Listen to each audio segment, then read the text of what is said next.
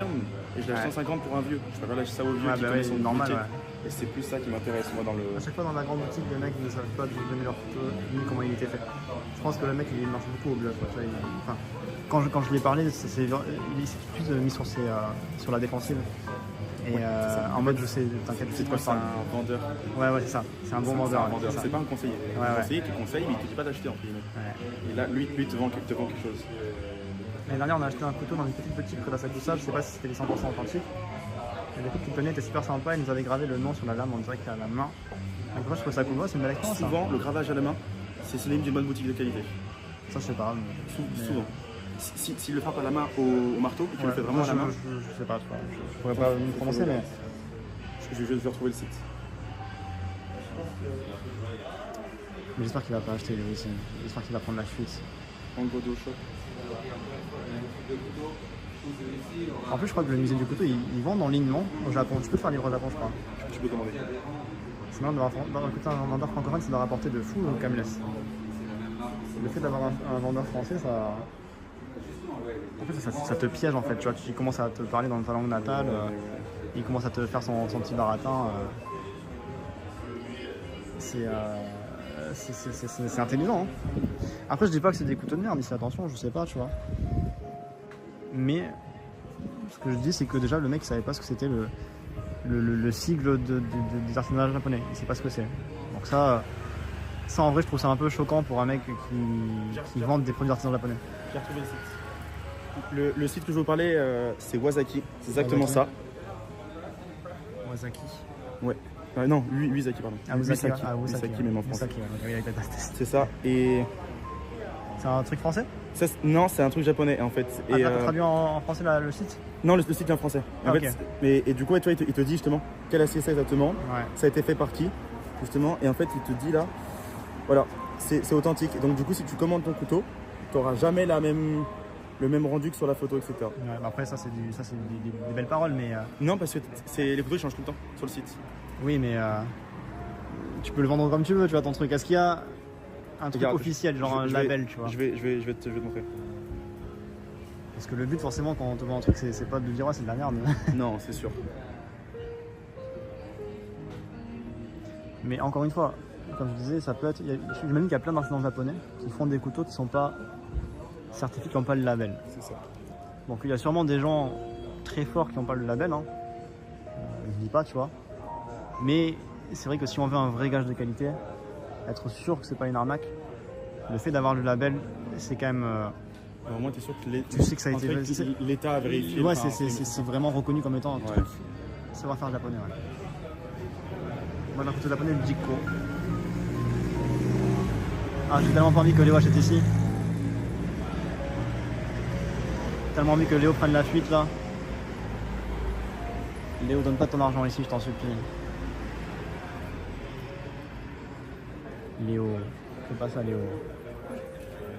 Même je pourrais demander au poteau du musée du couteau de me conseiller un magasin, il me le fera avec plaisir, je pense. Tu pourrais, hein. Ouais. Voilà, j'ai pas internet, je peux pas le contacter, mais. Non, Léo, s'il te plaît, n'achète pas ici. Ne tombe pas dans le genjutsu du mec qui ne sait même pas ce que c'est que les labels artisanaux japonais. Je pense qu'il Non, Léo. Pas toi, Léo. La boutique est belle, là, bah oui, forcément. Il est dans le dessous ou pas là? Faut le sortir.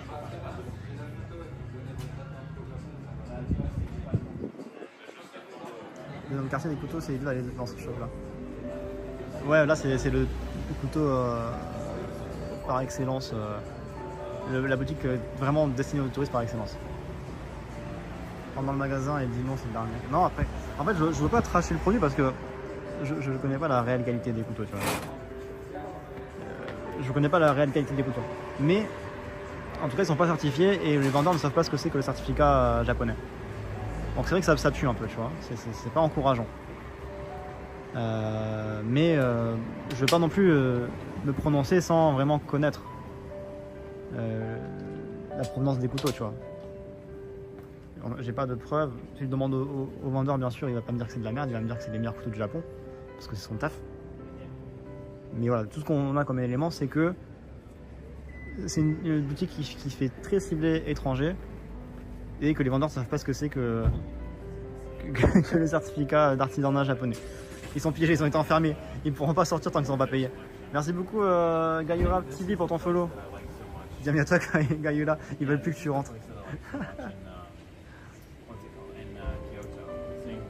Il arrive tout fier sur son couteau Made in China. Comme pour la marqueterie à Hakone, il y a également des stands des artisans.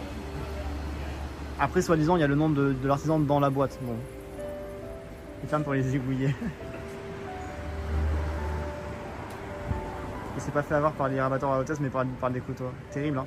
En vrai, vraiment, encore une fois, je ne veux pas critiquer sans vraiment connaître la provenance des couteaux. Hein, je suis pas un expert. Mais vraiment, la réaction du vendeur, pour moi, c'est un gros red flag. Vraiment, au moment où il m'a répondu, où il s'est braqué, j'avais envie de partir, en fait, tu vois. C'était vraiment un gros red flag, là, sa réaction. Genre, il connaît tous les artisans du Japon et tout, bref. Le mec, c'est un baito, hein, c'est un vendeur. Alors, je veux pas rabaisser la profession de vendeur ou quoi, mais c'est pour dire que c'est pas lui qui fait l'intermédiaire ou quoi. Lui, il est là pour vendre ses couteaux, lui. Il est là en tant que vendeur. C'est sûrement pas lui qui est en contact avec tous les artisans et tout. À moins que ce soit sa boutique, j'en sais rien, tu vois. Mais je pense pas en vrai.